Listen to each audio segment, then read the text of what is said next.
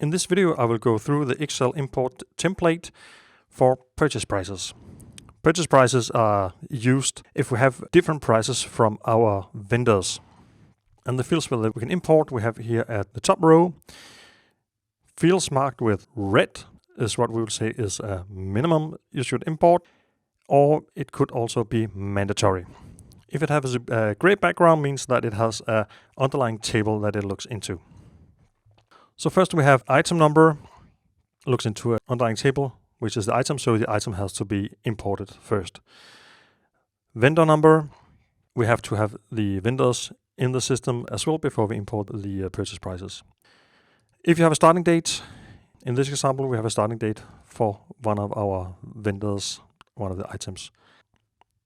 Currency code, if you use that, variant code, unit of measure code, and if you have a minimum quantity that you have to purchase from your vendor.